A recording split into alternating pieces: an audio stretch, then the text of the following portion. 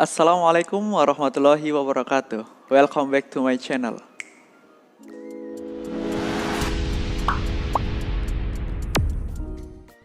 Halo Sobat Fisika, bertemu lagi dengan Kak JJ. Oke, pada video kali ini kita akan membahas materi induksi elektromagnetik. Salah satu materi di kelas 12 semester ganjil. Nah teman-teman, udah pada tahu belum sih apa itu induksi elektromagnetik? Ayo, udah tahu belum? Nah, kalau belum tahu, langsung saja kita ke pokok pembahasan. Apa itu induksi elektromagnetik? Induksi elektromagnetik adalah arus listrik yang ditimbulkan oleh perubahan medan magnet atau flux magnet. Jadi, induksi elektromagnetik itu berbeda dengan induksi magnet. Jika pada induksi magnet, itu medan magnet yang ditimbulkan oleh arus listrik. Nah, kalau ini kebalikannya. Pada induksi elektromagnetik, itu arus listrik yang ditimbulkan oleh perubahan medan magnet atau flux magnet. Oke, selanjutnya, apa saja sih subbab yang akan kita bahas pada materi induksi elektromagnetik ini? Nah, pokok pembahasan yang akan kita kaji pada materi induksi elektromagnetik ini, yang pertama yaitu mengenai flux magnet. Yang kedua tentang hukum Faraday, yang ketiga tentang hukum Lenz, dan yang keempat aplikasi induksi elektromagnetik terhadap kehidupan sehari-hari. Pembahasan yang pertama yaitu mengenai flux magnet. Flux magnet adalah banyaknya garis-garis medan magnet yang menembus suatu luasan.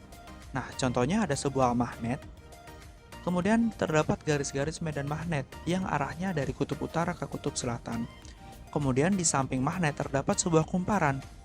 Maka, akan ada garis-garis medan magnet yang menembus kumparan ini. Nah, garis-garis medan magnet yang menembus kumparan itu disebut dengan flux magnet.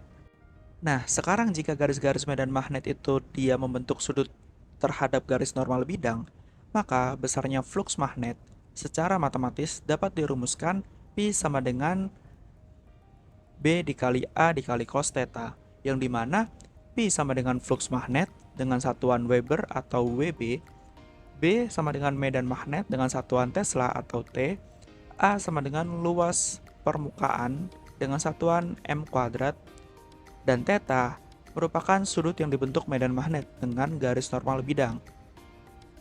Nah, jika tetanya sama dengan 0 derajat atau medan magnet tegak lurus bidang, maka persamaan fluksnya dapat dirumuskan Pi sama dengan B dikali A, di mana cos tetanya itu sama dengan 1.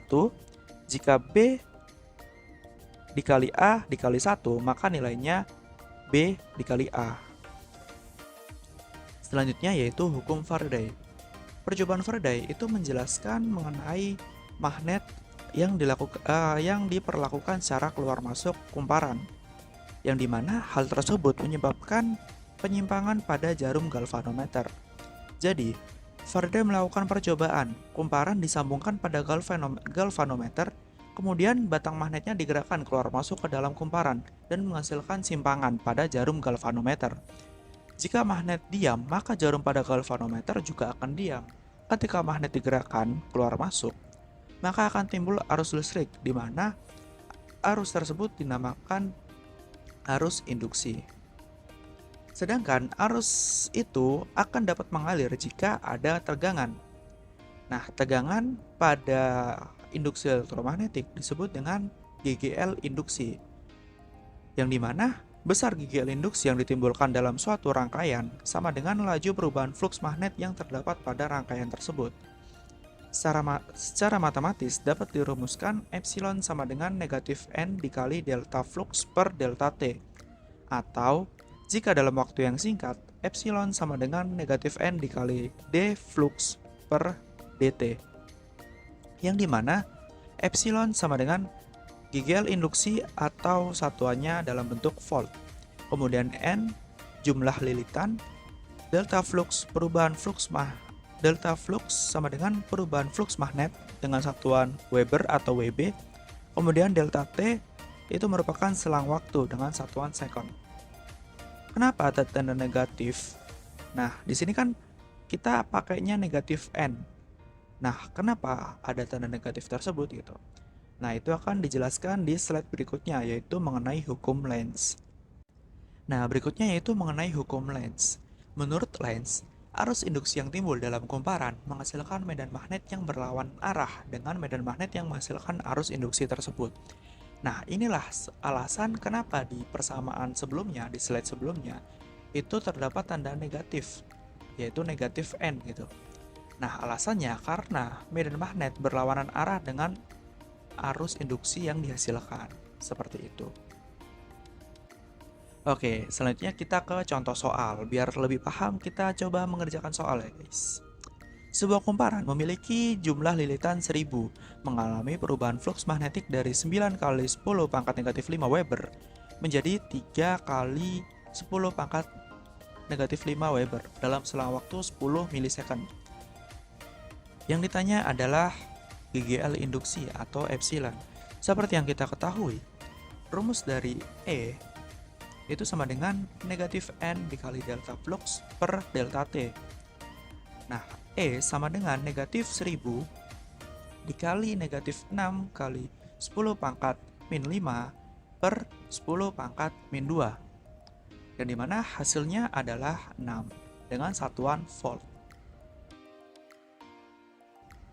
Oke, selanjutnya kita ke contoh soal yang nomor 2.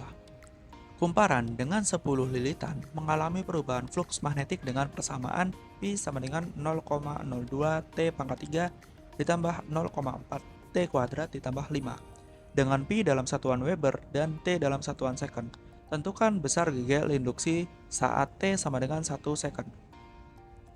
Nah, untuk mencari GGL induksi kita menggunakan persamaan yang sesaat, yaitu E sama dengan negatif N dikali D flux per dt.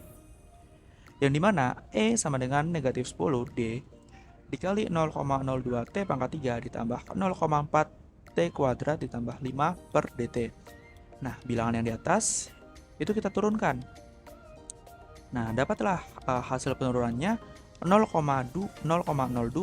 dikali 3 sama dengan 0,06. Pangkatnya dikurangi 1 jadinya 0,06 T kuadrat. Kemudian 0,4 dikali 2 sama dengan 0,8. Pangkatnya dikurangi 1 jadi 0,8 T. Nah, karena 5 tidak punya T, jadi diturunin hasilnya 0. E sama dengan 10 negatif 10 dikali 0,06 T kuadrat ditambah 0,8 T. E sama dengan negatif 10 dikali 0,06 kali 1 kuadrat ditambah 0,8 kali 1. Dapat hasilnya E sama dengan negatif 10 dikali 0,86. Nah, hasil akhirnya yaitu E sama dengan minus 8,6 volt. Nah, berikutnya yaitu aplikasi induksi elektromagnetik dalam kehidupan sehari-hari. Yang pertama itu ada generator, yang kedua ada dinamo sepeda, yang ketiga ada transformator. Nah, terkait contoh dalam kehidupan sehari-hari kita akan bahas di video berikutnya ya teman-teman. Terima kasih kepada teman-teman yang sudah menonton video dari awal sampai akhir. Semoga ilmu yang kita dapat hari ini bermanfaat bagi kita semua.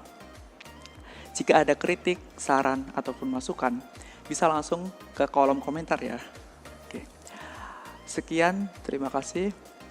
Wabillahi taufiq wal hidayah. Wassalamualaikum warahmatullahi wabarakatuh. See you in the next video. Bye-bye.